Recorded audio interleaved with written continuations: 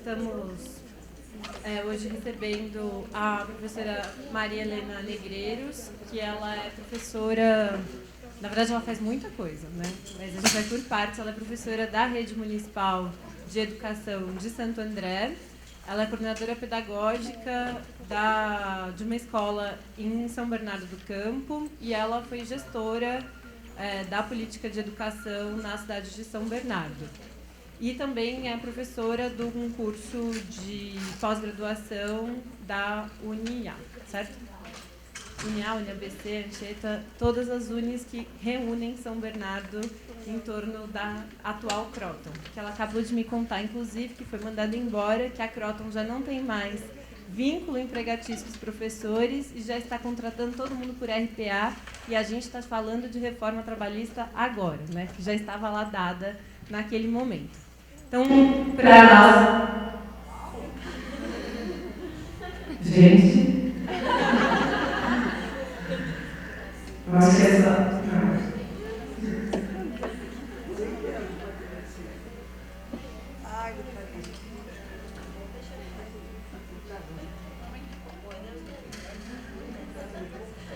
Posso? Acho que contigo igual. E aí? Seguimos assim? Vou chamar o pessoal do áudio.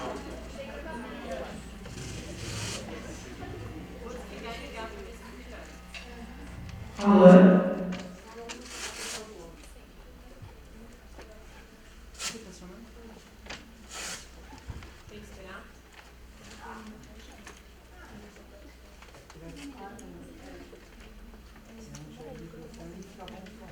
Eu vou só falar, assim, a Helena, ela é uma pessoa muito sensível, muito afetada com as artes, com a literatura, com a cultura, e ela vem hoje contar um pouco do trabalho que ela construiu com muitas outras pessoas em São Bernardo, fazendo um debate sobre a educação integral e reconhecendo a centralidade do território na produção das relações da educação. Então, para o dia de hoje, a gente tem aí, entre os territórios, as fronteiras e as políticas públicas de educação integral, com um relato de experiência de como se organizavam as questões lá na cidade. Agora a gente tem que esperar. Ah, voltou, né?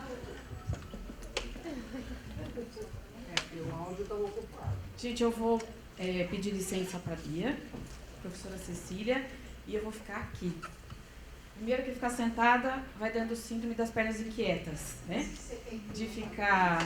Não, a luz, gente, quando a gente apaga a luz, mesmo quem está aqui na frente sendo muito bom, muito atrativo, o corpo entende que é a hora do soninho, né? Se reduz a luz depois do almoço, vai dando aquele convite à sonolência, então eu prefiro que vocês fiquem comigo e acordados, pode ser? Meu nome é Maria Helena Negreiros, sou professora, minha formação é essa. Então hoje, pode ser que durante a nossa fala, que é breve, eu espero que vocês tenham a sensação de que quando acabe, putz, acabou, que pena, né? Tem que fazer aquele A que tem no jogo, sabe? O pessoal fica esperando, quando termina não tem o A, fala, foi que pena, né? Não foi legal.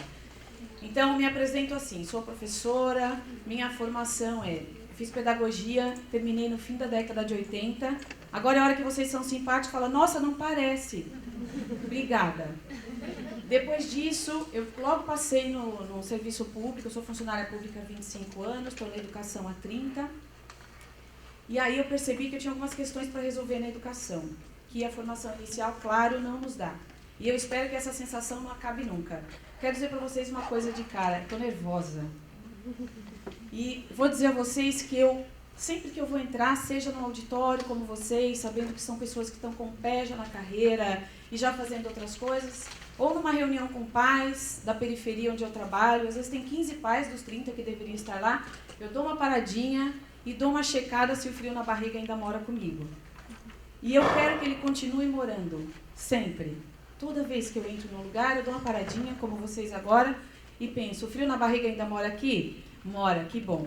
Eu não perdi a minha humildade pedagógica, e eu não posso perder nunca. Então, ele está aqui comigo. Então, eu vou gaguejar, a boca vai ficar seca, e que bom. Então, acho que é o caminho. Eu espero que, quando eu tiver com 85 anos, como a professora Dozinda Kuhlmann, vocês já ouviram falar da professora Dozinda Kuhlmann? uma educadora que aos 80 continua andando pelo Brasil inteiro e falando de educação. E ela fala com tanta paixão que eu tenho inveja dela. Porque às vezes com metade da idade eu olho para ela e falo, poxa, parece que eu ainda não estou com essa mesma fibra. Então eu preciso mirar nessas pessoas. Pois bem, cheguei na educação, no serviço público e já tinha um tanto de coisas para resolver. Entre elas, crianças com deficiência, e é um direito que elas estejam lá. Eu precisava saber mais sobre elas. Eu não sabia nem muito bem como aprendiam aqueles sem deficiência. Os com deficiência eu sabia menos ainda. E eu tive de cara uma criança surda, que sinalizava muito bem, e eu não sabia nada de sinais. Então ele tirava o sarro da minha cara o tempo todo com os colegas. Todos riam, menos eu, porque eu não sabia o que ele estava falando. Pois bem, então eu fui fazer educação especial. Eu respondi algumas perguntas e fiquei com as outras. Então eu fui fazer psicopedagogia. Eu respondi mais umas 3, 4 perguntas e eu tinha outras tantas. Então depois eu fui fazer gestão pública. Tudo na pós-graduação. Na época já na Federal do ABC. E aí eu consegui responder mais algumas perguntas, mas não todas, ainda bem. Então eu fiz um mestrado em educação, na Metodista, investigando a questão da diversidade na rede pública. Esse é um problema que nós temos a resolver. E vocês, futuros psicólogos, terão uma enorme ajuda nesse sentido. E eu terminei o mestrado e eu fiquei com aquela sensação de que eu respondi umas perguntas, mas não todas. Aí eu fiz um segundo mestrado, na área de ciências humanas, investigando gestão pública de educação integral. Eu vou dizer para vocês que eu estou com várias perguntas novas que eu preciso responder. E vou dizer para vocês que pesquisa, estudo e leitura servem para isso, para nos ajudar a criar perguntas novas, né? E manter o friozinho na barriga no lugar. Todo encontro eu começo com uma leitura, todos eles. Eu fiz um trabalho com disciplinas na engenharia e quando eu entrava na sala, a sala era predominantemente masculina. Então eu estou feliz da vida de ver vários rapazes aqui heroicamente entre as meninas.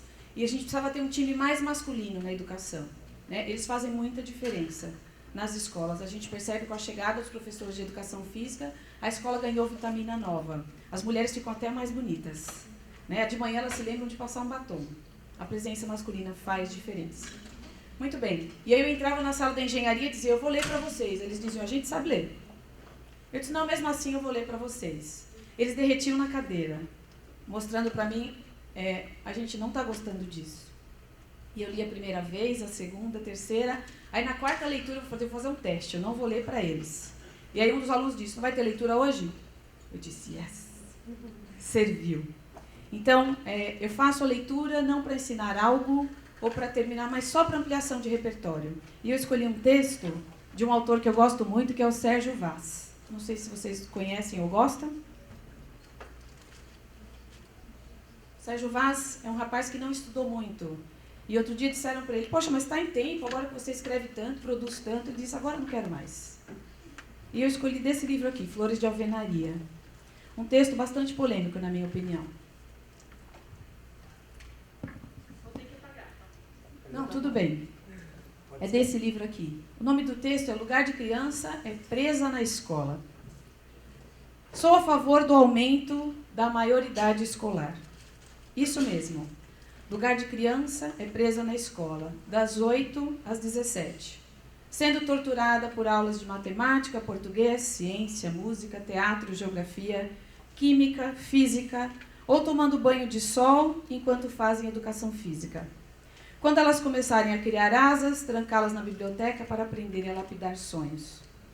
Nessa cadeia, os professores teriam super salários, super treinamento, seriam super motivados, não deixariam nada nem ninguém escapar do castigo da sabedoria. Serão tempos difíceis para a ignorância. Depois de cumprirem pena e se tornarem cidadãos, terão liberdade assistida pelos pais orgulhosos. Eu publiquei esse texto outro dia na página do meu Face e imediatamente vários professores, colegas que já são doutores, entraram e começaram a fazer a crítica. Que pena esse texto! Certamente foi escrito por alguém que não entende nada de educação. Dizer que as crianças devem ficar presas, serem castigadas pelas disciplinas. E eu penso, que bom que existe espaço para manifestação de opinião contrária. Mas certamente Sérgio Vaz não fez uma leitura literal, ele está fazendo crítica ali à maioridade penal. Se é para prender os meninos, que seja numa boa escola, com uma proposta de oferta, enfim.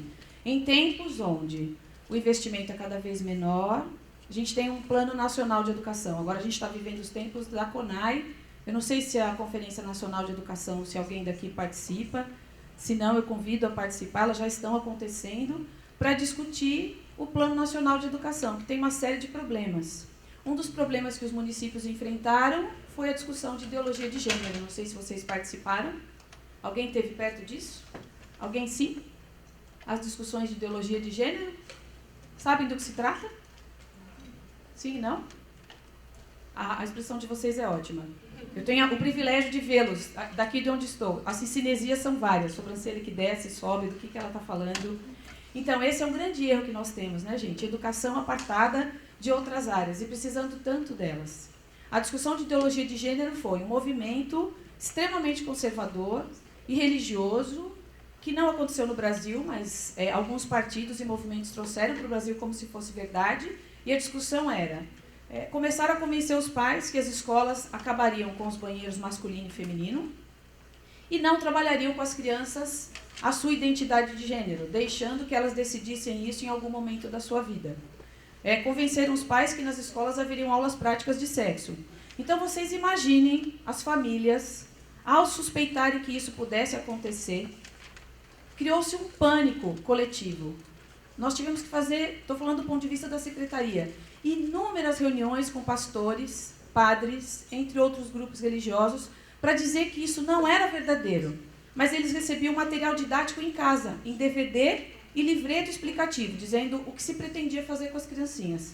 Moral da história, toda discussão de financiamento da educação, direitos do professor, formação, tudo isso perdeu importância para discutir ideologia de gênero, que por sinal não existia.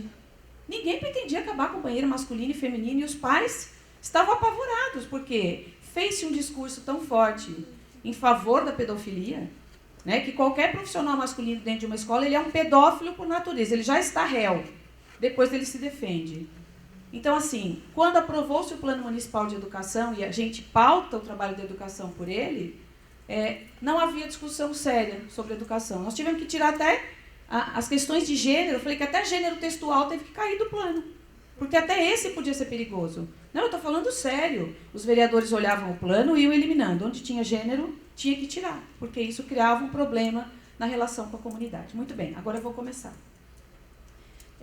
Quero começar partilhando com vocês algumas questões. Conversando com a professora Bia, ela me dizia, a gente gostaria de falar das questões do território, das questões da exploração e uso do território. Só que a gente está vivendo um tempo que faz exatamente o movimento contrário. Em vez da expansão e uso do território, a gente está fazendo encolhimento e levantando muros. Aliás, se vocês observarem a gestão pública, é extremamente coerente. Vem uma gestão que diz, a comunidade é perigosa, levanta o muro. Aí vem uma outra gestão que diz, a comunidade é partícipe do processo, derruba o muro. O dinheiro público que levanta o muro e derruba o muro é daquela comunidade também, que não está entendendo muito bem o que está acontecendo, porque ela não foi convidada a discutir esse assunto. Mas eu preciso começar de um ponto mais importante do que discutir se a escola deve ou não ocupar o território. É falar desse território chamado eu mesmo e aquela tal de felicidade.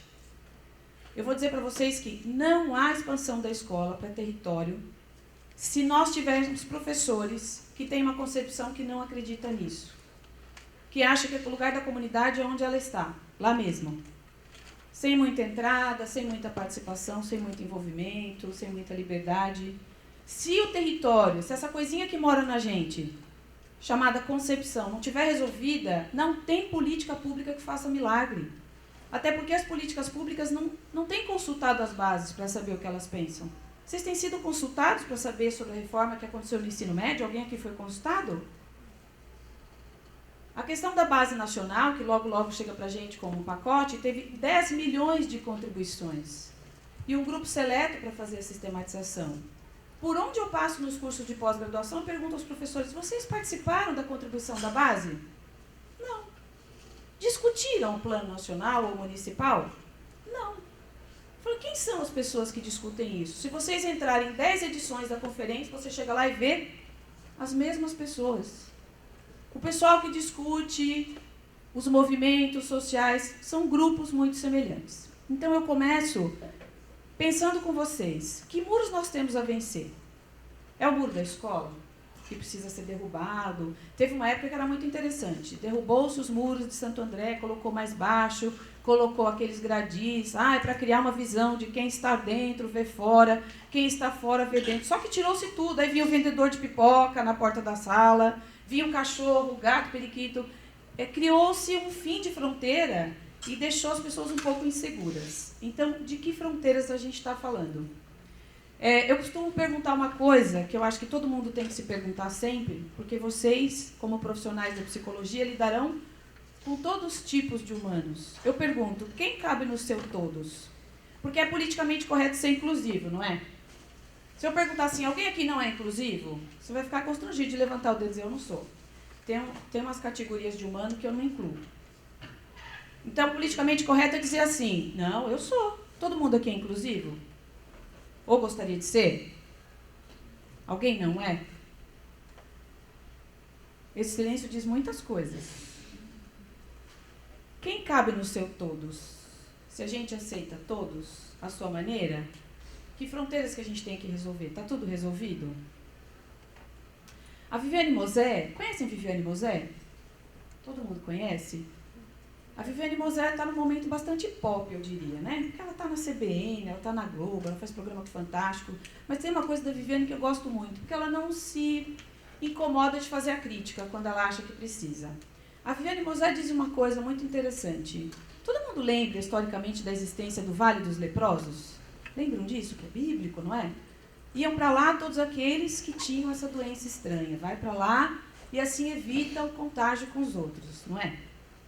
Com o passar da história, outros humanos foram indo para esse lugar.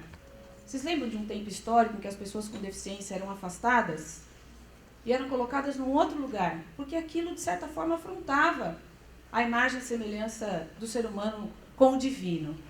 Hoje está um pouco diferente, não tanto, porque andar pela cidade, se para nós não é fácil, imagine para as pessoas com deficiência, seja ela a deficiência que ela tiver. Vejam que é um surdo ter que entrar no McDonald's e pedir o número 3 com batata pequena, coca pequena. Será que está simples? Vocês acham? Não. E ele é só surdo. Quantos daqui sabem língua de sinais? Pois é. Então a Viviane diz assim, esse Vale dos Leprosos, que se ele deixou de existir concretamente, tem um lugar que ele continua existindo, que é dentro da gente. Tem um vale aqui dentro. Ele pode não assumir, mas tem. Então pense aí com seus botões, quem é que vai para o seu vale? Quem que mora lá? Que tipo de grupo de humanos eu coloco lá? Eu consigo lidar bem? Não estou falando que você precisa amar, dar de mão dada e tomar um chopinho na esquina. Não é disso que eu estou falando. Mas eu estou falando de fronteira, entre eu e o outro. Muito bem. Quais serão os percursos que nós teremos que fazer para derrubar fronteiras? Vou dizer de um casal de amigas muito querida para mim. Elas têm 3 filhos adotivos, são casadas há 20 anos, têm 3 filhos. E outro dia eu comentava com uma amiga, poxa, fulana está com alguma dificuldade de aprendizagem. A colega do lado disse, mas também? Eu disse, mas também o quê? É uma estrutura familiar bastante complicada. Em que sentido? Do que nós estamos falando? E muitos de nós pensam assim, só não assumem. Não, eu lido bem com todo o próximo, desde que o próximo não esteja tão próximo assim. Vamos seguir. Eu convido vocês, quem não teve a oportunidade de assistir esse documentário, tem no YouTube, Humano, demora quase 3 horas. São relatos curtos de pessoas do mundo dizendo das suas experiências como humano. E vai mostrando, enquanto isso, as relações com os territórios. Nós só vivemos uma migração humana como a gente está vivendo agora, depois da Segunda Guerra. Mas a gente nem se dá conta disso, porque parece que as notícias se repetem. Você liga a TV, teve alguém que acionou uma bomba, jogou em cima das pessoas, explodiu outra mesquita. A gente fala a notícia, não foi de ontem, não, é outra. E parece que com o passar do tempo isso já não nos afeta mais. Nós não estamos falando de outra coisa, a gente está falando de território. Outro dia eu estava vendo um vídeo e uma mulher estava passando, um rapaz, não lembro agora qual é a origem dele, da África, e a mulher jogou uma banana nele. Vocês devem ter visto isso, porque na rede social isso ficou passando a exaustão. E uma brasileira se compadeceu, foi lá, pediu perdão para ele, disse, esse não é o retrato do brasileiro. O brasileiro não é isso que essa mulher acabou de fazer. E o rapaz ficou ali, estático, tentando lidar com a atitude daquela senhora. De dizer, aqui não é o seu lugar, este espaço não lhe pertence, essa terra não é sua. Então, eu volto a dizer para vocês, semana passada, como coordenadora, eu acompanhei reunião com pais. E um pai reclamava de algumas coisas e dizia, eu quero reclamar porque eu acho que a escola está muito violenta. Eu estava falando de crianças de 6 anos, primeira série. Ele disse, eu estou achando as crianças violentas. Eu dizia, pai, o bairro onde o senhor mora é violento? Ele disse, tem que tomar uma série de cuidados. Eu falei, a cidade onde o senhor mora é violenta ou ela está livre disso? Não, a cidade é violenta. Eu falei, o país onde nós estamos vivendo é violento? É, também. Eu falei, o senhor queria que a escola fosse fofa? A escola não está numa bolha, ela não está em outro lugar. Ela vai ser violenta, racista, homofóbica, machista, ela vai ter preconceito regional. Basta alguém chegar e falar, tá aqui fazendo? Eu sou nordestina. É que eu perdi o sotaque, infelizmente. Quando eu vou ao Nordeste, quem sofre preconceito sou eu. A pessoa fala, que sotaque é esse? Eu falo, é mesmo. O Cortella diz, né, que ele chegou no Pelourinho e disse, eu adoro esse sotaque. Elas disseram, quem tem sotaque aqui é você. Todos os outros, não. É comum o que a gente está dizendo. Então, a escola não tem como escapar dessas coisas todas. E aí, quando você fala em botar o pé fora da escola, surge uma reação chamada medo. Mas para onde? Tem autorização do pai? Mas nessa comunidade, a escola onde eu trabalho em frente tem um presídio feminino. E, infelizmente, muitas dessas pessoas que estão lá podem ser mães das nossas crianças. E eu vou dizer que a comunidade de onde eles vieram é violenta, é perigosa. Eu estou dizendo o que para eles? Vamos seguir. Num tempo em que vivemos uma das maiores migrações da história, do que as pessoas estão fugindo?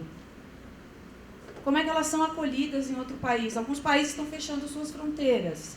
Não sei se vocês viram aqui em São Paulo, no Shopping Paulista 3, tem uma feira de refugiados. Alguém já passou por ali? Dá para dizer que aquelas pessoas estão felizes da vida? Indo para um outro território, deixando os seus, deixando sua cultura, deixando sua identidade. Na época da escravização, eles morriam do que mesmo? Vocês lembram?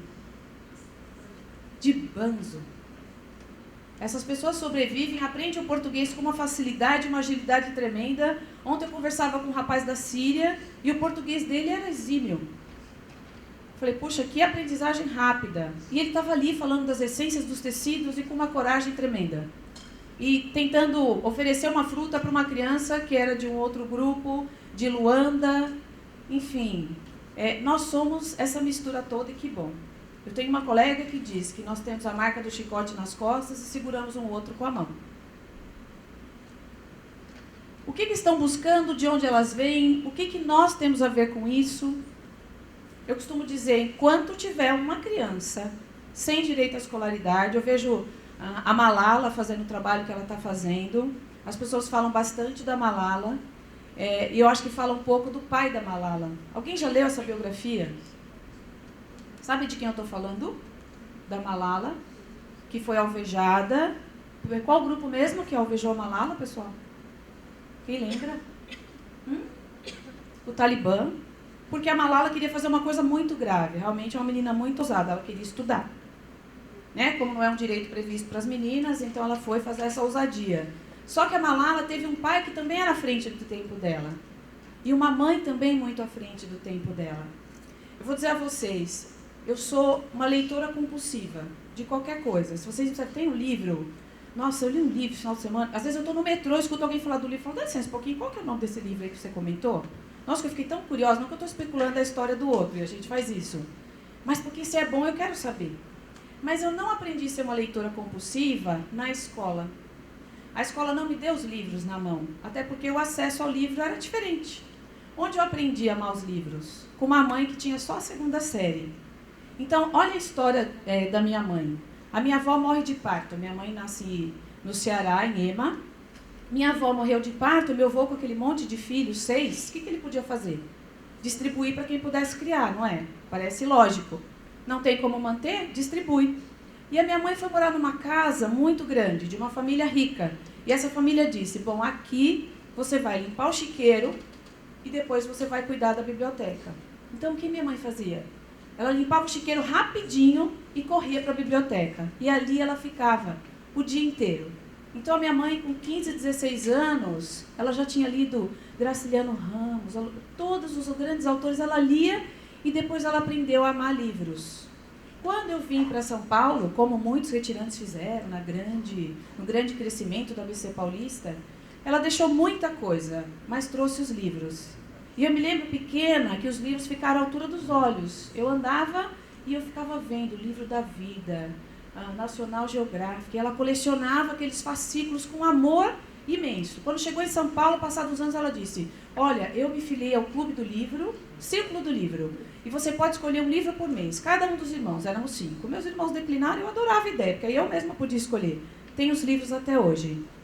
Então, eu devo esse fascínio pelos livros porque eu aprendi que eles eram sagrados. E com ela, essa mãe pouco estudada. Então, hoje, o privilégio de ter pais um pouco mais estudados, se bem que eu pergunto a vocês, quem daqui tem o pai e a mãe que terminaram o ensino médio? Todos? Ah, é verdade. Bem lembrado. Porque essa pergunta, pessoal, quando eu faço nas universidades onde eu trabalho, eu tenho, primeiro, aqueles alunos são a primeira geração a chegar no ensino superior. A grande maioria. A grande maioria. Os pais não terminaram nem o fundamental. E por isso essa tamanha dificuldade de acessar o ensino superior. Aqui tem um diferencial. É privilégio. Então, espero que vocês consigam fazer um excelente uso disso, inclusive para a defesa do direito daqueles que não tiveram a mesma oportunidade. Pois bem, essa mãe pouco letrada, um pai que não terminou a universidade, eu aprendi a gostar até do cheiro dos livros. E eu lembro que meu irmão certa vez pegou um pincel atômico e rabiscou a lombada do livro. E eu olhei e vi minha mãe chorando. Eu falei, esse negócio aqui deve ser muito importante, gente. Ela está chorando por causa disso aqui. E eu carrego isso comigo até hoje. Acho que eles me salvam, de alguma maneira. Inclusive, às vezes, o medo de perder a esperança, né? Num cenário como que a gente tem vivido ultimamente. Então, eu costumo dizer o seguinte, não dá para pensar a educação deslocada desse cenário, que somos nós. Quando eu piso aqui, eu carrego essa história comigo.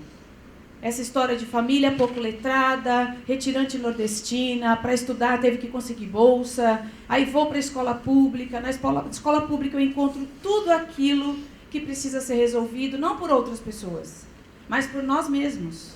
Né? E num tempo onde parece que tudo está ficando um pouquinho mais complicado. Vamos seguir. Num tempo de direitos ameaçados em todo canto da Terra. O Adorno, quando discutiu direitos humanos, dizia, os direitos humanos não estão garantidos. Desde 48 que a gente não resolveu essa questão. E teremos grandes brigas pela frente. Basta a gente olhar todo dia uma notícia diferente de violação dos direitos humanos. Seja na Índia, seja na Síria, seja na África, nos seus diferentes cantos.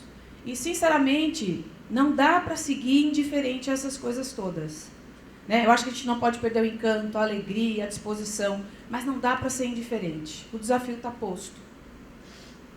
Essa tribo mais ameaçada do mundo, a tribo Território Auá, fica na Amazônia Oriental. Houve uma mobilização de organismos internacionais por conta desse território, porque era uma tribo muito ameaçada por conta do valor dessa terra.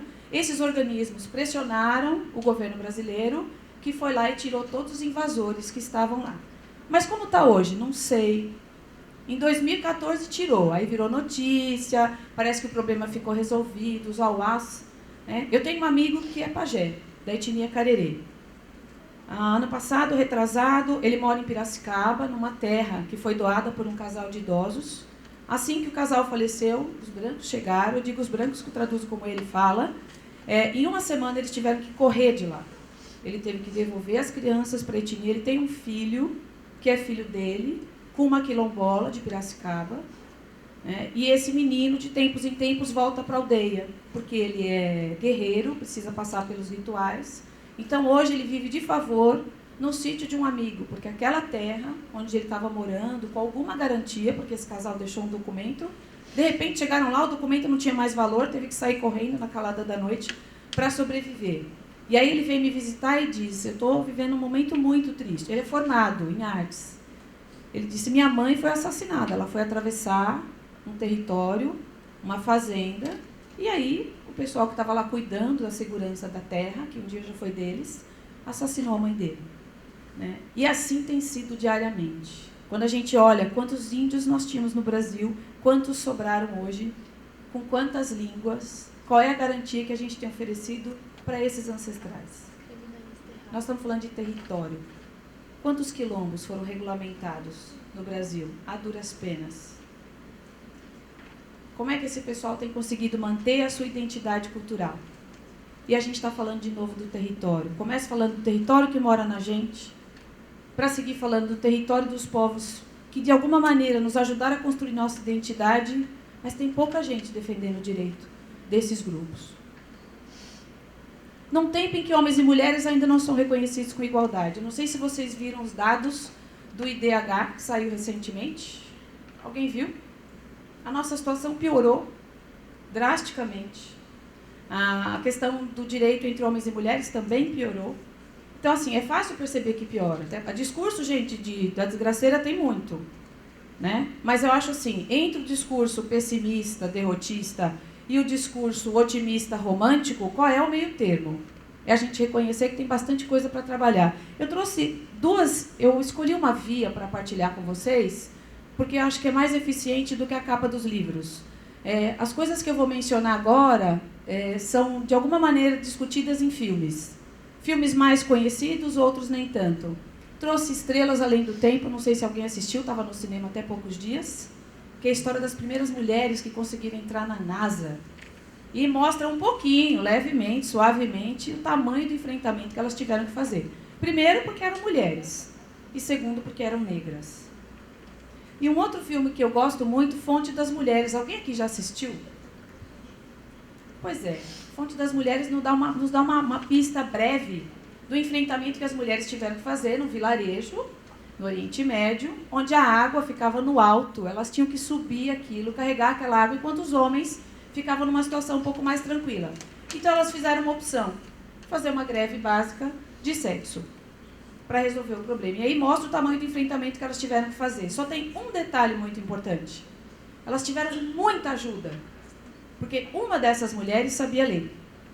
E ela fez interpretações do livro sagrado de uma maneira que até então os demais desconheciam ou questionavam. Acho que é um filme que vale a pena ser assistido. Ele é de 2011. Num tempo em que meninos e meninas não acessam escolaridade mínima. Aqui eu trouxe 2 filmes, um deles é da Disney. Não sei se alguém assistiu A Rainha de Katwe, uma história baseada em fatos reais, de um vilarejo em Luanda, onde uma menina que não sabia ler e escrever se encanta pelo xadrez. E ela só se encanta pelo xadrez porque havia um rapaz missionário, ele é engenheiro, e ele como missionário vai para dentro da aldeia e começa a descobrir talentos. E mostra o que essa menina foi capaz de fazer pela comunidade, por ela mesma, pela família. E o First Grade é o estudante. Tem uma tradução para o Brasil, não sei se alguém já viu esse filme. Havia uma propaganda de rádio feita pelo governo que dizia que agora todos poderiam estudar. E aí este senhor, aos 80, resolve que ele também queria. Já que todos podem, eu não tive chance no tempo devido, então eu vou atrás da minha oportunidade. Só que não era verdade que todos podiam. Alguns podiam. Aliás, vou perguntar para vocês, vocês acham que no Brasil o ensino fundamental já está universalizado? O que vocês acham? Sim ou não? Já tem para todo mundo? O que vocês acham? Eu sei que vocês não são da educação, não se ocupam muito dessa coisa de dados. Pois é, a gente tem quase universalizado o ensino fundamental, 98 ponto alguma coisa. Só que esses quase 2% que ficam fora correspondem a quase 600 mil crianças e jovens fora da escola. Não é pouco, menino. E aí, vocês acham que essas crianças têm cor? Tem etnia? Tem classe social? Tem região do Brasil? Ou se tem? Eles são do norte e nordeste do Brasil, em sua maioria meninas. E olha que no Brasil as mulheres estudam mais do que os homens. Passam mais tempo na escola, apesar de depois ganharem menos. Então, assim, essas 600 mil são quilombolas, indígenas, negros, mulheres da região norte e nordeste da classe C e D do Brasil. É muito menino fora da escola. Por que agora universalizou? Agora a lei diz assim, dos 4 até os 17, todo mundo dentro da escola. Vocês acham que está acontecendo ou não? Ensino médio tinha 50% fora da escola. E aí, olha, eu vou dizer para vocês o que é que eu vivo na escola hoje. Os meninos ficam lá na escola com a gente até 10, 11 anos. Vão para o estado. Ficam um tempo, evadem e retornam para a gente na EJA, na Educação de Jovens e Adultos, aos 16. Eu tenho 8 alunos de 16 anos de idade, foram nossos. Foram para o estado, evadiram e voltaram agora na EJA. Perspectiva que eles têm? Que perspectivas vocês acham que eles têm? Quando a gente pergunta, o que você pretende? Planos? Não tem muitos. Por enquanto ele pretende terminar aquilo. Aos 16. Bom, num tempo em que muitas pessoas com deficiência e outras não têm direitos garantidos. Eu trouxe esses 3 filmes. Algum deles, Os Intocáveis é bastante famoso, passa até na sessão da tarde, mas traz uma perspectiva interessante. Esse Hasta la Vista, alguém já viu? Hasta la Vista é a história de 3 jovens, os 3 com alguma deficiência, que sonhavam em ter a sua primeira experiência sexual. E aí eles acham um jeito, claro que as famílias resistiram, enfim, eles acham um jeito, descobrem que tem um prostíbulo num outro lugar que atendia pessoas como eles. E eles resolvem fazer essa viagem. Vou dizer para vocês o seguinte, para as mães das pessoas com deficiência, a questão da sexualidade é um problema. Porque se para nós, muitas vezes, a gente acha que a pessoa com deficiência é assexuada, a família às vezes acha também. Eu tenho um colega que é deficiente e faz um trabalho, Fabiano Pullman, faz um trabalho com pessoas com deficiência na questão da sexualidade, e ele comenta que ele estava numa roda de conversa com pais e filhos. E ele diz, pais e filhos adolescentes, e os jovens com paralisia cerebral. E ele estava falando dos cuidados, da atenção, da orientação, e a mãe pede a palavra. Deixa eu falar uma coisa. Olha, minha menina, você acha que a minha menina está pensando sobre isso? Ela é totalmente dependente do meu apoio. Ela precisa da minha atenção exclusiva. Isso que você está propondo, essa reflexão, é desnecessária. Num dado momento, ele pede a saída dos pais e fica só com os jovens. Aí aquele ser tão dependente, tão frágil, aquela menininha, pede a palavra e diz, como é que eu faço para explicar para o meu parceiro que está tudo bem? Oi? Cadê a menininha? A menininha já tinha vida sexual. E mamãe achando que, não, é só um bebê dependente, frágil, precisa de mim. Esse assunto precisa ser tratado, né? E muitas vezes para as famílias é bastante difícil. E aí acontecem um número de gestações para meninas com deficiência por falta de orientação, isso quando elas não têm problemas de outra ordem. Bom, num tempo em que a educação vive grandes pressões por resultados, vamos pensar, basta surgir um dado do PISA, aí vem aquela onda do massacre. Quem são os culpados? São os professores, não, são as famílias, são os alunos. Aí fica uma busca de culpado que não serve para nada. Quem é o culpado? O culpado é um sistema ruim, enfraquecido, muitas vezes que superlota salas, professores com formação enfraquecida também. E aí, como é que resolve o problema? De uma defasagem que vai passando com o tempo. E aí, eu trouxe esses 3 DVDs para alimentar a esperança, mas na verdade são 6. Não sei se vocês conhecem o trabalho do Maria Farinha, que fez esses documentários. Tarja Branca. Tarja Branca fala sobre a importância do brincar. E a importância do brincar não para a criança, mas muito para a criança. Mas vamos pensar, vocês acham que nós somos seres lúdicos? Sim ou não? Na essência, nós somos lúdicos na essência. A gente fala, brincadeira é mesmo o direito da criança. Inclusive está no Estatuto da Criança e Adolescente. Não, gente, a brincadeira é do ser humano. Nós somos essencialmente lúdicos. O professor Elídio, que era professor da Metodista, ele dizia, nós somos Faber porque trabalhamos. Nós somos sapiens porque pensamos. Mas somos ludens porque brincamos. E se isso não fosse verdade, a gente não gastava com um show com o Fábio Porchat, o mesmo show que tem no Netflix. A gente paga e vai lá ouvir a piada repetida e morre de rir. A gente paga para assistir stand-up. Alguém precisa fazer cócega por dentro da gente, porque a gente está ficando carrancudo. A gente paga para assistir comédia bizarra, aquela que você fala, gente, não tem graça nenhuma, mas está todo mundo rindo. Olha que ponto chegou as nossas loucuras. A gente paga para alguém nos fazer rir, porque parece que essa nossa capacidade está ficando comprometida, está arranhada. Então, ser lúdico Não é da criança, ser lúdico é do humano. E parece que a gente fica querendo tirar delas o direito à brincadeira, para ficar carrancudo no geral, para o pacote ficar completo. Eu digo que se não fosse verdade que somos lúdicos, não precisava nem de sex shop, que também é uma forma lúdica de lidar com as coisas. Então, para a gente manter essa veia viva, vamos seguir. Eles fizeram vários materiais. Território do Brincar é uma investigação nacional sobre como as crianças brincam. Porque quer ver o discurso nostálgico? As crianças não brincam mais. Foi-se o tempo que as crianças brincavam. Hoje em dia é só videogame. Eu sim brincava. Vocês não, porque vocês são jovens. Mas se eu estou numa roda na sala dos professores, eu fico ouvindo. Gente, dá vontade de cometer o suicídio. Porque o discurso é muito trágico. Foi-se o tempo. Foi-se o tempo em que a gente fazia determinadas coisas. As crianças brincam. Elas brincam do jeito que elas conseguem. Elas têm menos espaço, elas têm menos segurança, elas são mais oprimidas. A mãe precisa chegar em casa e tocar a vida no turno 3 que ela faz. Senta lá, assiste lá. Vai dormir então. Elas estão tentando brincar, como podem. Então eles investigaram as crianças brincando na aldeia, no quilombo, na escola da periferia, na escola do centro, na particular, na pública, na creche. As crianças brincam. Agora, quem resgata as brincadeiras que estão se perdendo somos nós. Essa tradição precisa ser mantida. Dá para brincar de muitas maneiras. E é isso que o Território do Brincar faz. Pode passar. Bom, é nesse mesmo tempo de pressões territoriais, etc., que eu vou trazer para vocês um programa pelo qual eu trabalhei bastante. E hoje eu falo disso de maneira divertida, mas na época foi pedreira.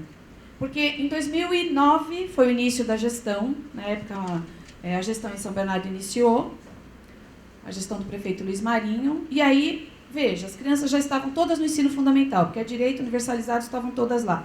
As creches sendo construídas. Lembrando que creche não é obrigatória, apesar da justiça não entender assim. Todo dia uma liminar nova, a mãe não consegue vaga, ela vai na justiça e consegue, porque a lei disse que é um direito. Então, assim, as modalidades estavam atendidas. Então, era possível começar a trabalhar com uma ideia de educação integral. Educação integral, para mim, é um termo bastante polêmico também. Toda educação deveria ser integral, não? Mas parece que a gente entende a educação integral como ampliação de jornada. E aí São Bernardo pensou o seguinte, como é que nós podemos fazer? Porque tem muitos modos de fazer educação integral. Ampliar a jornada, pode ser como? Contrata mais professor da rede, ele vai lá na ampliação e dá xadrez, dança, enfim. E aí nós quisemos fazer de uma outra maneira. Foi conversar com as organizações que estavam dentro dos bairros. Conversar com pessoas que já conheciam a comunidade, que já faziam. Então, educador popular da capoeira, educador popular do skate, educador popular do hip hop, da dança africana, enfim. E aí nós chamamos essas organizações para conversar, via chamamento público, para discutir um formato. Então, na época, a gente chamou quem fazia, já dentro das comunidades, chamou o SEMPEC, que é uma instituição que faz um trabalho de formação e educação integral bastante bacana, porque eles têm uma boa experiência, e começamos a discutir um formato. Muito bem. Definimos o formato, que oficinas teremos, para quantas crianças, onde faremos. Vocês acham que as escolas foram pensadas para o menino passar o dia lá? Claro que não. As escolas foram pensadas para o menino ficar na caixinha, das 7 às 12, das 13 às 18, ele sai da sala, faz atividade, come alguma coisa, vai embora, não tem espaço. Então, veja, procurar o território fora da escola não foi uma opção só, foi uma condição. Não cabe dentro da escola, você tem que ir para algum lugar. Você vai para onde? Aquela organização que você convidou tem lugar? Não. Às vezes a organização de bairro, gente, é aquela casinha adaptada, que ela conseguiu organizar ali. Então vamos para onde? Vamos pedir para o clube, vamos pedir para a igreja. O terreiro foi um pouco mais difícil. A igreja pode, o terreiro, né? Não, né, gente? É muito complicado. Vamos pedir os espaços, fazer um geoprocessamento do território para saber como ocupar. Muito bem. Só que a gente precisava discutir quem seriam esses educadores. E ali a gente enxergou como nós somos preconceituosos na escola. Primeiro encontro entre gestores e educadores sociais. Você estava, Bia? Gente, a emoção foi singular. Os educadores começaram a chegar de dread, piercing, alargador, tatuagem. Conforme eles foram chegando, as diretoras, o olho delas ia regalando. Elas diziam, quem são? Eu falava, são os educadores. São eles que vão ficar com as crianças? Aonde? Não, a gente está vendo aonde. Os educadores, eu falava, esses educadores aí, são aqueles que a gente quis expulsar da escola, quis pôr para fora. eram as pessoas que lidavam com a comunidade. Era o educador da capoeira, eram os meninos do hip hop, os meninos do skate. Às vezes eles chegavam na secretaria e falavam, a gente está com dificuldade que a gente não sabe o que faz com os tortos. Eu falava, não fala torto aqui, você enlouqueceu. Não fala torto, fala qualquer coisa. Vem aqui, chamava numa sala, não trate assim. Não, porque a gente está falando que os cadeirantes... Tem que falar cadeirante? Tem que falar cadeirante, tá bom? Não fala torto, que não é bom. Gente, professor de capoeira bota apelido em todo mundo. Então eles botavam os apelidos, eles estão colocando, fazendo bullying com as crianças. Chamou o menino de Zoreba. Todos estão chamando ele de Zoreba. Agora, não, mas é o nome dele na capoeira. Não pode, isso é bullying. Gente, pensem em uma rede em ebulição. Tudo virou um grande problema. Os meninos, eles eram idolatrados pelos alunos. As professoras ficavam com a sua emoção ferida, o que eu podia entender. Porque os meninos chegavam na escola, eles tinham que fazer a lição, e quando chegavam os educadores sociais, né, soavam as trombetas da libertação e da alegria. Então, assim, muita encrenca. Saí com as crianças na quadra, mas não era a quadra da escola, era a quadra da comunidade. A quadra tinha cimento rústico. Então, às vezes, voltava um ralado, adivinha? Tá vendo? Eu avisei, sabia que ia acontecer isso. Olha, ele está machucado, ninguém socorreu. Agora, quem que vai responder por isso? Eu, porque eu sou responsável pelo espaço. O que eu vou dizer para vocês? Tudo isso, toda essa polêmica, foi muito válida. Muito válida. Obrigou todo mundo a olhar o território de novo, repensar os espaços da escola. Tinha escola que tinha 2 quadras, uma usando e outra trancada. Por que está trancada? Porque não usa. Não, mas eu estou indo com as crianças no salão da igreja. Por que não pode abrir a 2ª quadra? Mas faz 10 anos que essa quadra está fechada. Então, por que ela não pode ser aberta agora, depois de uma década? Pode. Então tá. Então as crianças podem ficar aqui. Então, veja, aquele texto que eu li lá na abertura para vocês, que as crianças precisam ficar presas na escola e tudo mais, elas não precisam. Elas podem ocupar. Aliás, as crianças ocupam com uma destreza tremenda, porque é exatamente o lugar de onde elas acabaram de vir. Elas conhecem ali. Os pais conhecem. Então, os educadores, cada um deles tinha um apoio. Esses apoios eram pessoas da própria comunidade, que eram selecionados por essa organização que era do bairro. Nem sempre a gente conseguiu juntar a organização com o bairro, mas os educadores tinham um trânsito pela comunidade muito interessante. Conheciam a cidade como ninguém. Conheciam o sistema de transporte. Conheciam a negociação com a igreja, porque eles já conversavam com eles para usar o espaço. Então, assim, isso levou uns 2 anos para acalmar. Vocês acham que o educador de skate entende dos cuidados que ele tem que tomar com o cadeirante? Com o torto, que ele disse antes? O que vocês acham? Claro que não, gente. O menino do skate, ele vai para a pista e anda. Alguém aqui é do skate? Que pena. As meninas, vocês acham que as meninas, elas eram aconselhadas a ir para o skate? Não. Aliás, assim, na hora da seleção, quem eram as crianças que iam? Eram todas? Não. O programa custava muito caro, em torno de 16 milhões ano. Atendia 10 mil crianças, numa rede que tinha 80 mil alunos. Então, eram 10 mil alunos do fundamental. Quem eram os alunos selecionados para ir para o programa? Os descabelantes. Tem gente que fala, essa expressão é horrível. Não, é a melhor que eu posso usar. Os alunos que mais precisavam, os que tinham uma situação mais vulnerável, o que estavam numa situação familiar de mais insegurança, vulnerabilidade, eles é que precisavam estar lá. Então, a constituição dos grupos, os professores diziam, gente, o que vai virar isso? Vocês estão escolhendo os meninos mais difíceis para colocar num grupo que não vai estar dentro da escola. Olha a sensação de segurança. Nós também tínhamos, viu? Vou dizer para vocês que eu tinha friozinho na barriga todo dia. Não era de emoção, não, era de medo mesmo. Eu falava, mas e se? E se acontece alguma coisa? E eles iam para a pista de skate de São Bernardo, que é aquela pista profissional imensa. E a gente teve que fazer uma campanha para as famílias deixarem as meninas irem para o skate. Qual o problema? Teve que fazer uma campanha inversa para os pais deixarem os meninos dançar balé. Como assim, gente? Imagina o pai nordestino, que cresceu forjado numa cultura um pouco mais severa em termos de regra. Quando o menino disse, eu não quero capoeira, eu quero balé. O pai disse, não, isso aí não. Aí já é demais. E aí a gente fez um convencimento e o menino estava arrasando. Todas essas coisas, elas puderam ser discutidas na ação. Não dava para parar tudo, esperar para resolver e depois voltar. Era política pública de educação? Vou dizer para vocês como é que as coisas estão agora. Durou de 2010 até o ano passado, ela teve que ser adaptada, porque o custo foi crescendo, crescendo, crescendo. teve que sofrer ajustes, e nesse momento, e não é uma crítica ao atual governo, todo governo faz isso. Quando ele começa, ele aborta o que o outro fazia, porque você não vai colocar fitinha vermelha no presente do outro. Você quer fazer do seu jeito, então aborta esse, não serve mais, começa outro.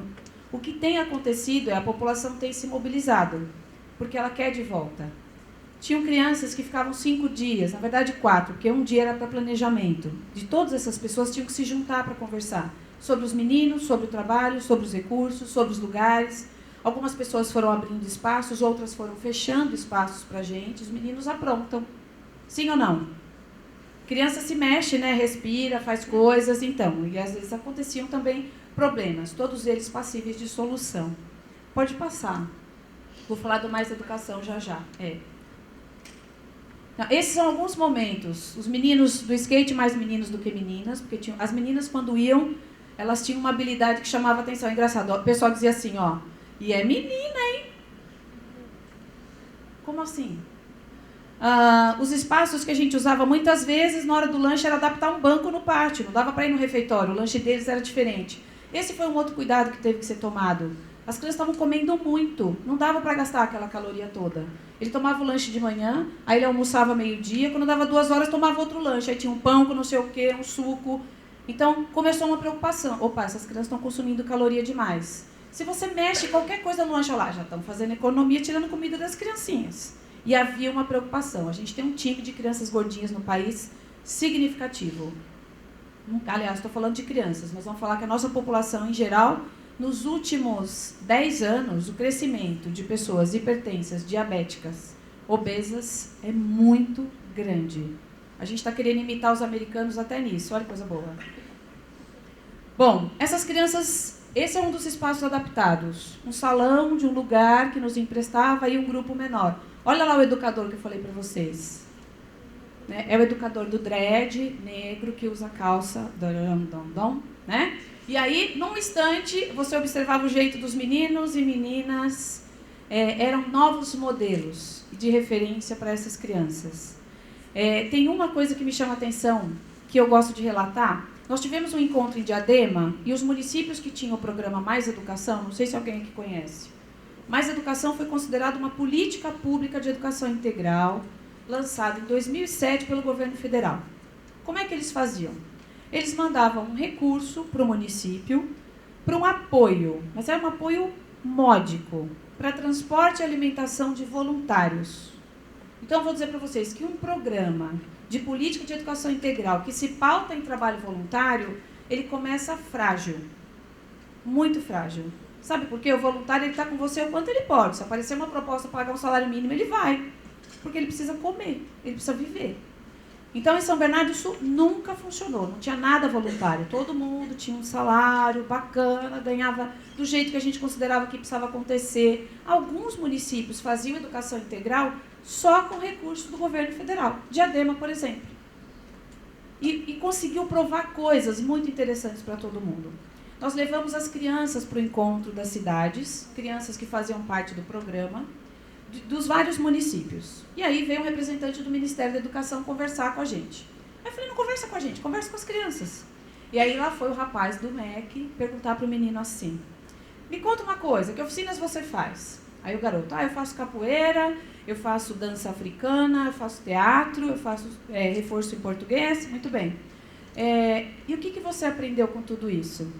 E ele dá a seguinte resposta. Eu aprendi a subir aqui e não sentir medo. Ele não aprendeu pouca coisa. Quantos de nós vai para um palco, se expõe, sem sentir medo? E ele aprendeu isso aos 9 anos. Ele podia ter dado qualquer resposta mais elaborada. Essa foi a melhor que eu podia escutar. Eu faço capoeira, faço dança, faço teatro, mas o que eu aprendi? Subir aqui e não ter medo de vocês. Esse menino não será qualquer menino, porque ele aprende que o corpo dele está em jogo, porque uma das coisas que a escola faz, confina corpos. Certamente vocês, parte de vocês já está com dor na bunda, pode falar bunda, né, Pro? Já falei. O pezinho já começa a ficar inquieto, o sono bate, porque a gente acabou de almoçar. E assim, a gente faz isso com as crianças também. As crianças passam muito tempo sentadas. Valão costuma dizer, um corpinho que começa a a desmanchar na cadeira, vocês acham que a aprendizagem está acontecendo? Não. Não tem como. Quanto mais sentidos envolvidos, maior a chance de aprender, fixar a informação, guardar na memória. O que esse programa fez com esse grupo de meninos? Primeiro, dinamizou a escola. A escola dizia assim, antes, na hora do almoço, a escola tinha paz. Agora isso aqui, gente, isso é um inferno. Por quê? Na hora do almoço, os meninos continuavam lá, comendo, pulando, mexendo, derrubando, dormindo. Não, eles não tinham sono. Não tem sono. Eu não sei em que momento eles teriam. Talvez no final da tarde. Agora, uma das coisas que a gente julgava que era prejudicial para as crianças. Alguns bairros, o bairro do Alvarenga, por exemplo, a gente não tinha espaço possível para as crianças. Naquela comunidade, eu não tinha uma igreja com salão maior, um clube. É um bairro adensado. Então, as crianças entravam no ônibus, atravessavam a cidade 50 minutos para fazer uma aula de 1h30. Então, assim, para nós era muito deslocamento. Essas crianças ficavam cansadas. Essa foi uma das queixas no início do programa. As professoras diziam assim, tá vendo o que vocês estão fazendo? A criança vai de manhã para o programa, chega na minha aula, sabe o que ela faz? Ela dorme, porque vocês estão acabando com as crianças. Chega lá, faz atividade física demais, chega aqui morta. Nós tivemos que cuidar até disso, dizer para os professores, calma pessoal, os meninos não serão Ronaldinho em 2 anos.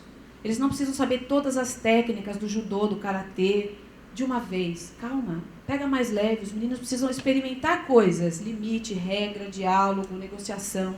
Não precisa aprender tudo, porque senão chegava mesmo, 12h, 1 hora depois do almoço, acontece o que muitos de vocês estão sentindo, sono.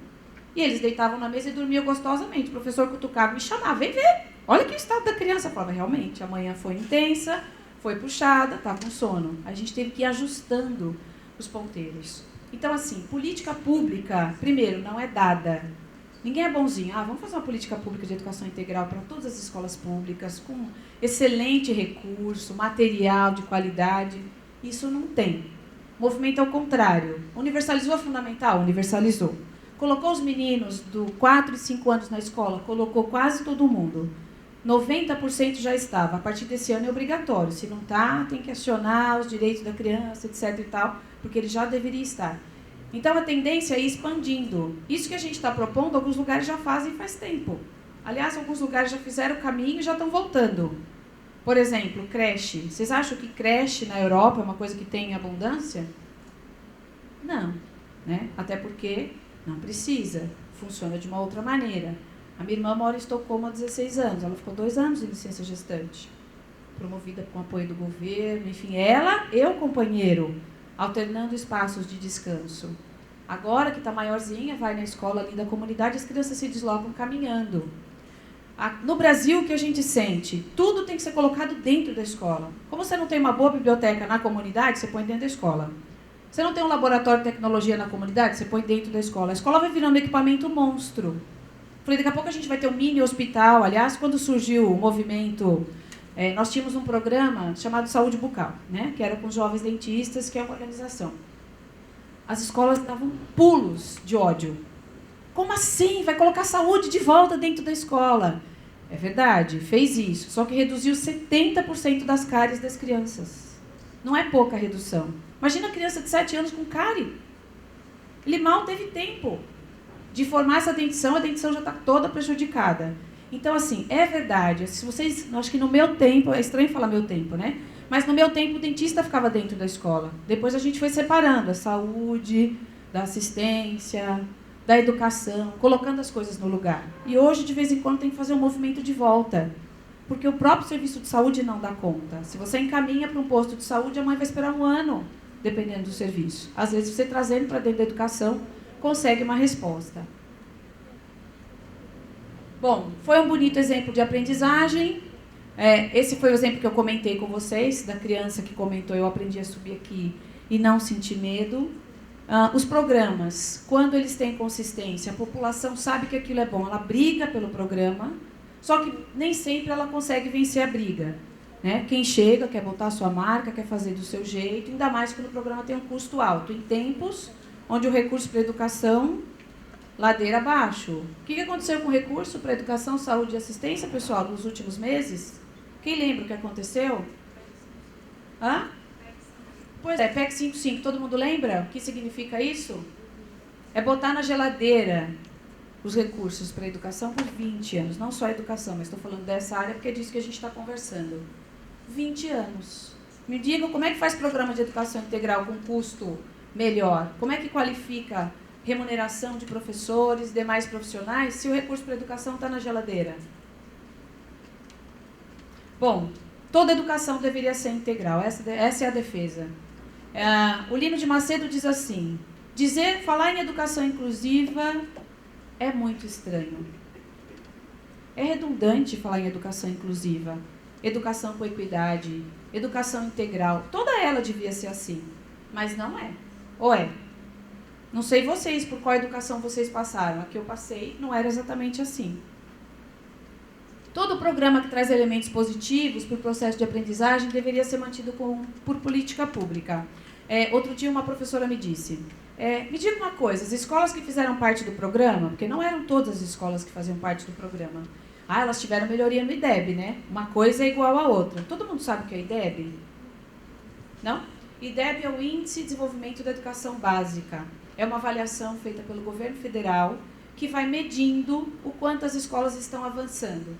Então, existe uma nota da própria escola, depois da aplicação dessa prova. Isso iniciou em 2007. A cada 2 anos acontece de novo, com os anos finais do ensino fundamental, e vão definindo novas metas. Isso não significa, como algumas redes fazem, se a sua escola foi bem, vocês ganham um prêmio em dinheiro. Não tem nada disso. É uma avaliação para medir como nós estamos. Em 2022, deveremos estar com 6. Vocês vão dizer, bom, imaginem vocês têm uma prova e aí vocês tiram 6 na prova. Vocês estão felizes da vida? Não. O Brasil deverá chegar em 6 em 2022. Não é uma nota ruim em termos internacionais. Falar, não, todo mundo tem 9? Aliás, gente, eu vou dizer para vocês, vou usar uma expressão chula, mas que eu vou me permitir usar. Eu acho uma sacanagem pedagógica gente que compara o Brasil com a Finlândia. Porque a Finlândia, porque a Suécia, porque a Noruega. Gente, vamos olhar um pouquinho o contexto histórico? Vamos olhar o tamanho da Suécia? A Suécia não tem 10 milhões de habitantes. Não tem. Quanto tempo de história eles têm? Como funciona o parlamento deles? E também eles estão com medo dos partidos conservadores chegando ao poder com muita força e espaço. Também eles. Então, assim, algumas pessoas começam a dizer, mas você já viu como é que eles estão organizando isso na Finlândia? Não, eu posso até ver, mas não dá para a gente querer fazer o que faz a Finlândia aqui. Não dá. Vamos olhar a nossa história. Quanto tempo faz que o Brasil abriu as portas da escola para a população? Vocês têm ideia? Quantas décadas faz que o Brasil resolveu dizer, tá bom, vai, gente marrom, entra, vai, entra aqui. Quanto tempo faz que isso aconteceu? Só faz algumas décadas. Só faz algumas décadas. E a gente colocou todo mundo para dentro, só não sabe o que faz com eles agora. Porque o desafio cresceu. Aí, nesse intervalo, a gente resolveu também convidar o pessoal com deficiência para entrar. E a gente não sabe muito bem o que faz com eles. E está todo mundo lá. O que eu vou dizer para vocês é que a gente, na categoria dos profissionais adoecidos, nós estamos em segundo lugar, já brigando pelo primeiro. Professores e policiais são as categorias que mais adoecem. E vamos parar onde, gente? No consultório de vocês em breve. Quem sabe eu encontro vocês como profissionais que vão me atender daqui a um tempo. Porque é lidar com as mazelas humanas todas no mesmo lugar.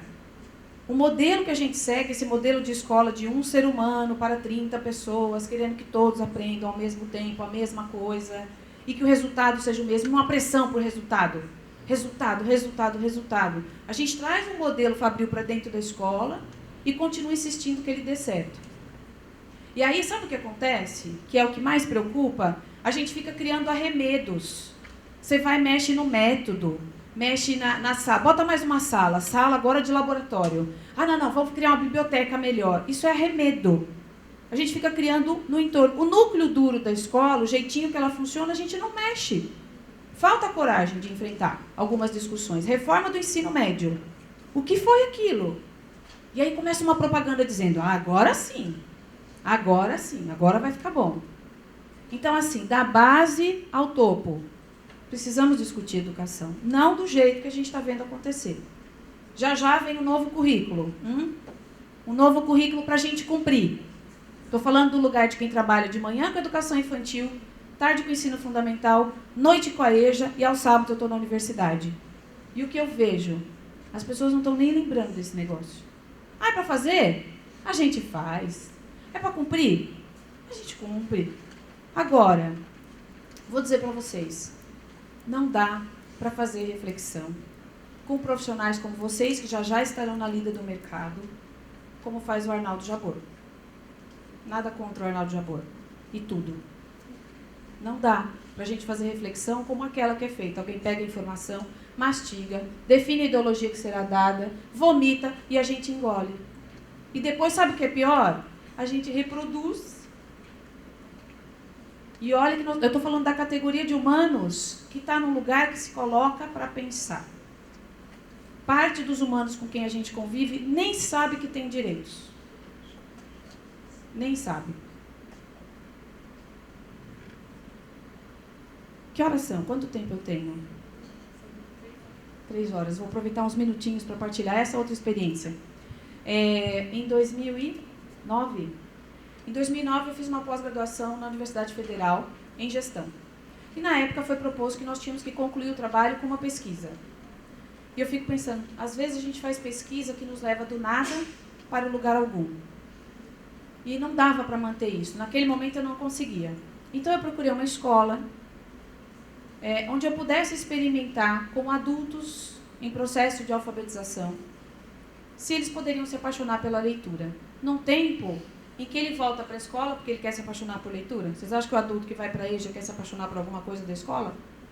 Não, ele volta porque ele levou um chute do mercado e ele precisa de alguma maneira acreditar que se ele estudar, aprender a ler e escrever, ele pode ter alguma reinserção.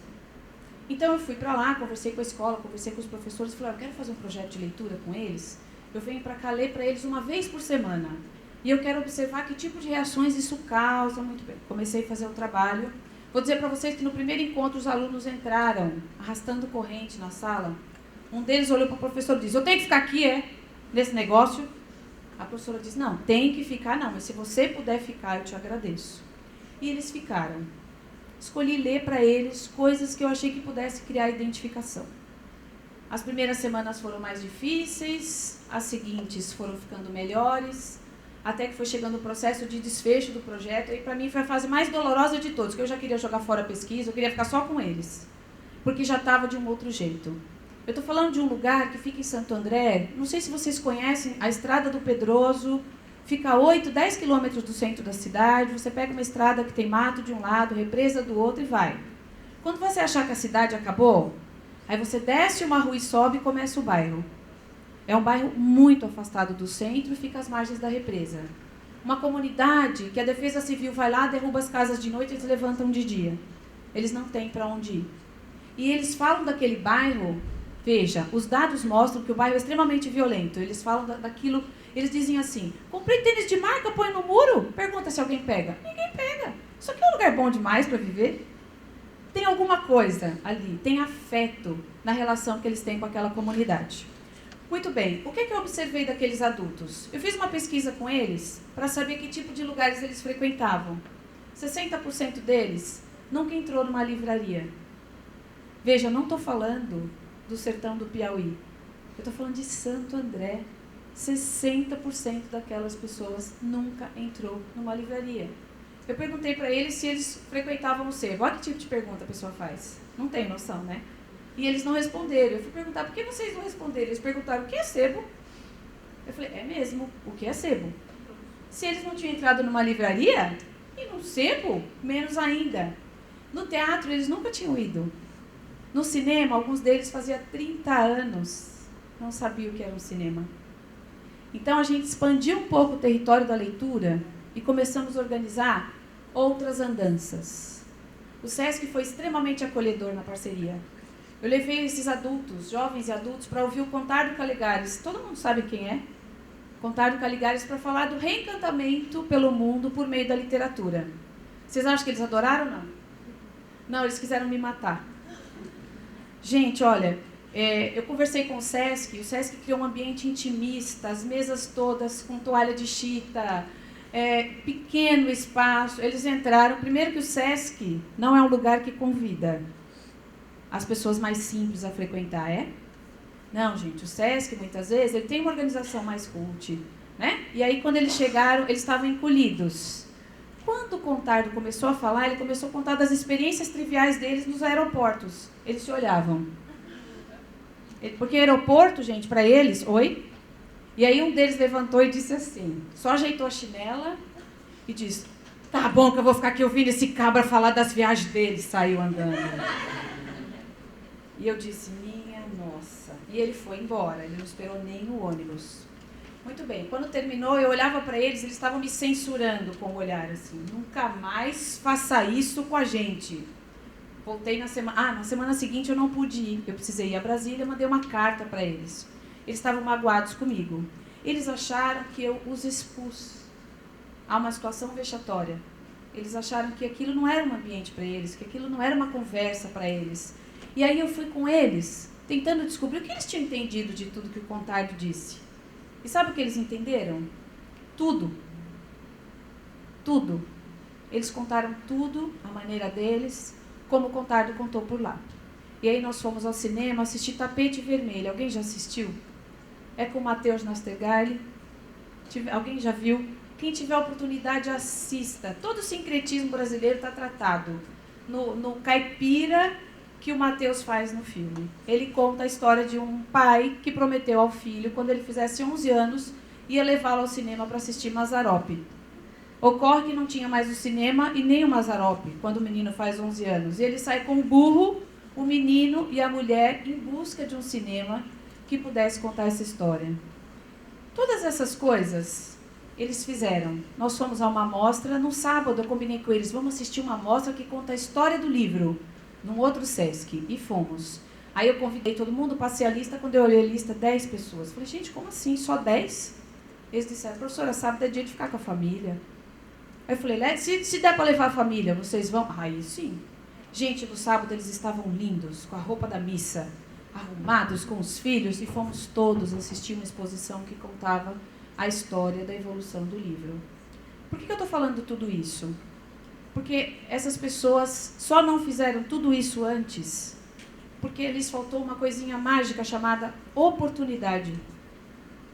Que é a história do menino que disse, eu estou aqui em cima e não estou sentindo medo, porque ele teve a oportunidade de experimentar aquelas linguagens, a oportunidade de experimentar vencer o medo. Esses adultos, 30 anos sem ter oportunidade de ir ao cinema. Eu vou dizer a vocês, cinema é um programa caro. Leva 3 filhos ao cinema, sem poder levar pipoca da sua casa, Coca-Cola, vê quanto custa. Se a família tiver 4 pessoas, você está arruinado. Você vai ter que deixar lá aquilo que você não estava esperando. Então, cultura. Vocês podem até dizer, mas você pega a programação cultural, tem um monte de coisa de graça. Gente, programação cultural? Quem que acessa a programação cultural da cidade e fica procurando o que tem de graça? Nossa, olha aqui, Contardo vai estar no Sesc falando sobre literatura. Gente, quem faz esse tipo de programa? Não são as pessoas que moram na beira da represa e ralam para ganhar um tostão para viver. Nós descobrimos só no último dia de aula, quando falávamos sobre literatura, sobre despedida e etc., que um dos jovens daquela turma morava num carro abandonado. Ele morava num carro abandonado. Todos os dias a gente via que ele pegava maçã depois do lanche e enfiava mais uma no bolso. Comia e enfiava mais uma no bolso. E os colegas separavam e davam mais um pão para ele. Falavam, o que vocês estão fazendo? Por que isso? Aí um dia as pessoas, ele não gosta de contar para a gente onde ele mora. A gente sempre pergunta. E no último dia, ele teve lá um momento mais emotivo e disse, eu moro naquele carro abandonado que fica ali na esquina. Ele morava dentro do carro, onde ele dormia. E os colegas não sabiam disso. Aliás, muitas vezes vocês convivem 4, 5 anos com alguém que está do seu lado e você não sabe nada dessa pessoa. Não que a gente tenha que ficar... Aliás, pela rede social a gente vai fuçando na vida alheia, né? Muito. Né? Aliás, tem gente que pode estar aqui com a gente, mas tem um ser dentro de si dizendo, dá aquela olhadinha básica. Estamos compulsivos em relação a isso. Né? Eu disse para uma aluna que assistia a minha aula com o celular sobre a perna. Eu falei, é muito difícil para vocês, se você der para guardar. Ela falou, professora, eu estou me tratando. Eu não estou conseguindo ficar afastada disso. Me faz mal, me dá taquicardia. Enfim, teremos doenças novas muito em breve. Né? Não é só a baleia azul que é um grande problema. Temos outros, de outras ordens. Né? Graças à tecnologia, ônus e bônus. Não faço discurso nostálgico contra a tecnologia. Eu só acho que ela podia ser melhor empregada, inclusive pela educação. A gente faz coisas muito interessantes dentro da escola, né? Mas existe uma antipatia enorme pelo celular. Mas quando convém, a gente, vamos fazer um filminho, vocês usam o celular que vocês têm. Opa, agora pode? Mas normalmente a nossa relação com isso ainda é um pouco antipática. Porque ainda não está, né? Não sei vocês, eu me sinto dinossauro em relação aos usos de aplicativos e recursos, enfim, coisas que os nativos tecnológicos como vocês têm muito menos dificuldade do que eu tive ou as colegas têm. Falei disso por quê? Porque essa experiência, um ano depois, então eu terminei o projeto, foi doloroso para eles, para mim, a gente nem queria encerrar essa história, mas uma editora se interessou, aí acabou virando um livro, e depois, passado um tempo, desse livro virou um prêmio, o prêmio foi uma grata satisfação. De onde ele veio em especial? Porque o Sindicato dos Metalúrgicos organiza um prêmio que eles chamam de João Ferrador. João Ferrador é um personagem, é um personagem de quadrinhos que em 72 conversava com os trabalhadores sobre direitos, de um jeito mascarado, discreto, nos jornais. E aí eles organizam um prêmio, que é o Prêmio João Ferrador, de atividades que têm relação e têm um cunho social. E aí, na época, por conta do livro, do projeto, da vivência com esses adultos, com esses jovens e adultos, acabou virando um reconhecimento. A gente nunca sabe muito bem onde as coisas vão parar quando a gente começa. Eu só sei do tamanho da paixão que a gente precisa colocar nelas.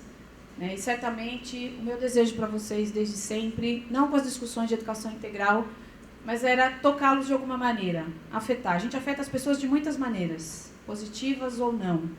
Mas eu espero que saindo daqui, que fique alguma coisa, que sobre alguma coisa. Dessa discussão toda, eu acredito sempre que essa discussão, não só de território, mas de educação, é muito maior do que a gente possa pressupor.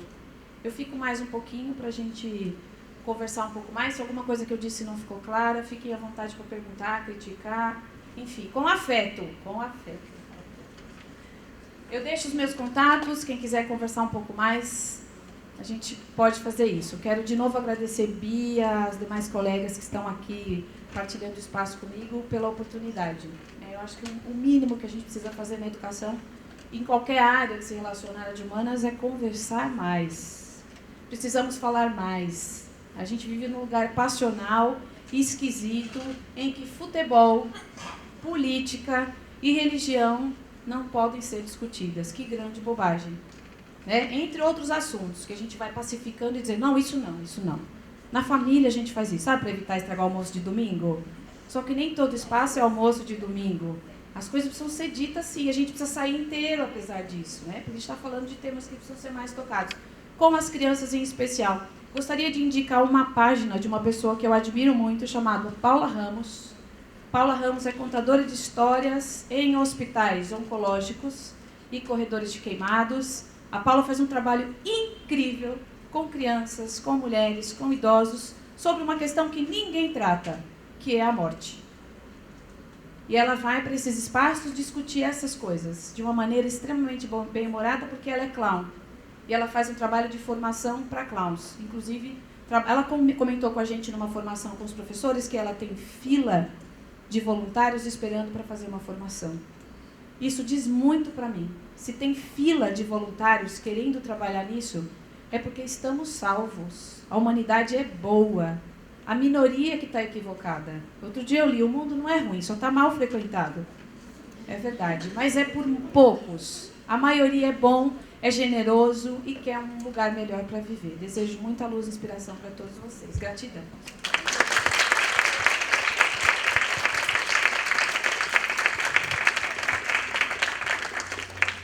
E aí, gente, querem perguntar alguma coisa específica? Bia, estava falando do seu programa e eu fiquei na dúvida se ele partisse da comunidade. Quais seriam as dificuldades enfrentadas? Se ele, partisse da própria comunidade. ao contrário, se fosse pela Secretaria de Educação... Exato. Então, eu costumo dizer que tudo aquilo que é institucionalizado, ou seja, o fato de ter sido institucionalizado facilita as coisas. Você tem um edital de chamamento com valores definidos. Quando ele surge da comunidade, ele também pode acontecer com outros formatos. A gente tinha parcerias com a comunidade. Eu só acho que mesmo nas gestões que se propõem a ser mais progressistas, existe uma dificuldade de desburocratizar, de tratar de uma maneira mais tranquila. As coisas precisam estar sempre sacramentadas. Eu acho que o diálogo ainda não é fluido, tem sempre uma força maior na tomada de decisão. Esses grupos foram trazendo muitas adequações ao programa, foram trazendo propostas novas, foram trazendo ajustes, e aí a gente foi sentando para debater essas coisas. Vamos fazer ações que envolvem final de semana. Não podia, porque o programa não comportava horas extras. As pessoas diziam, não, mas a gente vai voluntariamente. Não, mas se você entrar com recurso depois, porque eu não sei vocês que sensação tem, mas a gente está na era da judicialização de tudo. Você está conversando com alguém, a pessoa não sai satisfeita, fala, você vai procurar meu advogado. E aí, mesmo nos grupos que se diziam disponíveis para fazer um trabalho, não demorou 6 meses para eles entrarem na justiça por algum motivo. A gente teve várias ações do programa. E é claro que eles ganham. Então, eu vou fazer um trabalho assim, assado, eu vou ficar 1 hora a mais todo dia porque eu quero fazer um trabalho diferenciado com X crianças. Não, você não pode fazer porque não está previsto horas extras. Não, eu vou fazer porque eu quero. Tá, ele fez porque ele quis, depois ele entra com uma ação. Mas, assim, existem programas, assim, que começam pela comunidade. Quando ele começa pela Secretaria de Educação, a força da institucionalização favorece a organização do programa. Quem mais? Quer comentar, fazer uma crítica, uma pergunta? Pode ser ela? Aí eu já passo para você. Eu queria que você falasse um pouco mais sobre quando você falou que a política pública ela não é dada, que é um movimento contrário. Eu queria que você falasse um pouco mais. Okay. A sua é parecida? Eu ia falar um pouquinho que você mencionou a questão de movimentos conservadores, tipo a de gênero ou escolas sem partido. Eu queria que você comentasse mais sobre esse movimento mais conservador que está aumentando hoje em dia. Então, sobre política pública como algo que não é dado, não é um brinde. Alguém, um grupo de gestores generosos resolveu que vamos beneficiar esta população tão sofrida, tão privada de direitos. Existe uma onda que, se você observar, conforme você vai resolvendo problemas, então você garantiu o direito de todos no ensino fundamental, parece que isso fica pacificado e resolvido. Vamos ampliar então, esticar. Quando surgiu o ensino fundamental de 9 anos, foi uma guerra. Existia grupos que eram contrários, porque diziam, vamos botar as criancinhas pequenas no ensino fundamental, as crianças vão perder o direito à brincadeira. Mas era 1 ano a mais de financiamento da educação. Vocês não vão lembrar porque são muito jovens, mas a educação teve um tempo onde o recurso destinado para ela vinha do Fundef, Fundo Nacional de Desenvolvimento do Ensino Fundamental. Então só tinha dinheirinho para o fundamental, não tinha dinheirinho para o infantil, para a EJA. Essas modalidades, etapas, sofreram, porque sem recurso você faz o quê? Tem município que se emancipa e depende exclusivamente do recurso do repasse do governo federal. 82% dos municípios não têm recursos próprios, grandes indústrias, como tem o privilégio de São Bernardo ter, alguns municípios têm. Ele depende exclusivamente do dinheirinho que vem do ente federal, do governo federal. Então, assim, as políticas elas vão se dando em ondas. Quando existe uma grita pelo direito, a questão da ampliação de jornada é uma grita antiga, ela está na LDB. A LDB é de que ano? 96. Aliás, se vocês entram no site do Planalto, você coloca a Lei de Diretriz e Base da Educação Nacional. Tudo que está em azul claro é mudança. A nossa lei já foi muito mudada. Tem hora que você não reconhece aquela lei, não que a lei não possa sofrer alterações, mas é conforme as vontades políticas vão acontecendo, alterações vão acontecendo, muitas vezes a revelia da participação popular, do entendimento dos demais atores envolvidos. Então, assim, a política pública, muitas vezes, ela acontece por pressão. Vou dar um exemplo. Quando a CEPIR foi constituída, todo mundo sabe o que é CEPIR? Secretaria de Política de Programa de Igualdade Racial. Isso, é que é muita sigla, né, gente? A gente adora falar em sigla. A CEPIR, ela não era ministério, ela era uma secretaria com status de ministério. Na época, Matilde Ribeiro, que era uma pessoa especial do ponto de vista, ela tinha um histórico no movimento negro, então existia uma força do movimento negro querendo insistir na criação de uma secretaria ou de um ministério para cuidar de políticas de promoção de igualdade racial. Se a gente olha alguns países como os Estados Unidos, o movimento 100% negro aconteceu em que década, gente? 70, 80? O Brasil estava vivendo isso agora. Então, assim, rede social não resolve todos os problemas. Então, assim, conforme as coisas vão sendo resolvidas, novas políticas vão surgindo. mas por 2 motivos. Uma, porque você já resolveu o problema anterior. Então, está todo mundo dentro da escola? Ah, sim, tem um índice pequeno aqui ainda, que ainda falta. Vamos dar o próximo passo, dar conta daquilo que está na lei de 96, ampliação do tempo na escola. Quando isso veio por onde? Por um programa chamado Mais Educação, que acontece por meio de recursos voluntários. Então, veja, vem uma política pública, mas ela vem frágil. O discurso inicial era, calma, pessoal, ele é pouquinho agora, mas vai melhorar. Vou dizer para vocês que agora existe um novo Mais Educação. Qual foi a mudança? Eles reduziram o repasse para atividades que envolvem corpo e movimento, cultura e arte, e transferiram esses repasses para letramento e numeramento, português e matemática. Então, eu entendo isso como uma volta, um retorno, mais do mesmo piorado. Alguns municípios pegaram os professores que já estavam na rede, passaram a ficar no período da tarde e oferecer muitas vezes o que eles já ofereciam de manhã, mais reforço. Então, imagina um menino que não aguenta ficar 5 horas na cadeira, imagina ele ficando 9, 10. Algumas redes, 11. Né? A própria rede estadual tem algumas propostas de ampliação de jornada que precisam ser revisitadas. Toda proposta precisa. Então, quando eu digo que não é dado, alguém teve, sabe, tomando banho teve uma ideia brilhante? Não. Tem uma força pressionando de algum lugar. Seja um movimento, sejam as universidades, seja um movimento popular, enfim, ou ir resolvendo os problemas. Conforme eles vão sendo resolvidos, novas propostas têm que surgir. Você garantir um mínimo de 4... Eu vou dizer para vocês que tem cidades no Brasil que ainda tem 2 horas e meia de aula. Então, é trocar o pneu com o carro andando. Enquanto alguns municípios já têm 5, já podem ampliar para 8, porque o Mais Educação propõe 7 horas por dia. 7 horas por dia, todos os dias. Então, por exemplo, o município de São Bernardo não recebia repasse por conta disso. Porque as crianças faziam, algumas crianças 2 dias por semana, outras crianças 4 dias por semana. As crianças que faziam só 2 dias, o governo federal não faz repasse adicional. Não, ela não está em educação integral, porque ela não está todos os dias por 7 horas. A gente pode discutir isso. Eu falo, não, ela está, ela tem uma condição de discutir outras coisas, corpo, mente, cultura, arte, enfim. Não, tem que ser todo dia 7 horas. É um desenho, né, para poder fazer um repasse adicional. Respondi? Você falou sobre as questões de ideologia de gênero, escola sem partido. Enfim, eu acho que o mundo vive um movimento de volta ao conservadorismo, que de tempos em tempos se dará. Se não formos atentos, teremos que lidar com privação de direitos que cresce a cada dia. Muitas vezes a escola fica sendo depositária das decisões. Essas, por exemplo. O que é uma escola sem partido? O professor não pode manifestar-se, o professor... você cria uma caça às bruxas, né? Eu penso que nós temos que tomar muito cuidado. Quando a religião voltou como uma proposta, vamos trabalhar a religião na escola, tinha uma religião que já tinha tudo pronto em termos de material.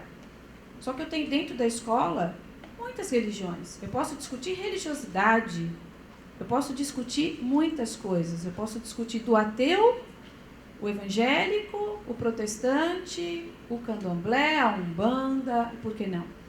Agora, não é assim que as coisas se dão. Então, eu visitei escolas ano retrasado que iniciavam o dia rezando um Pai Nosso.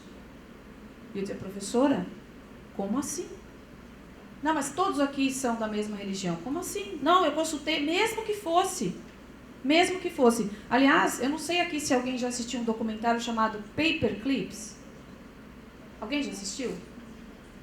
Caros colegas, eu vou pedir a vocês para assistirem.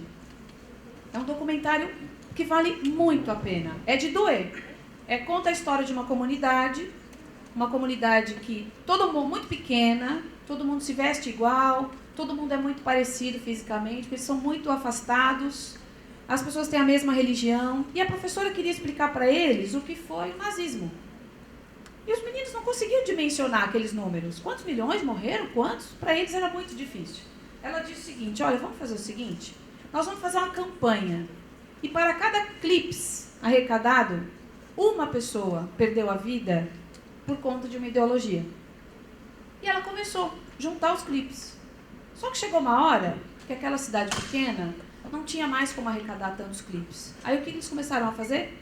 Mandar cartas para outros lugares. E contando que eles estavam investigando o nazismo, eles queriam montar construir uma referência do que era aquele número.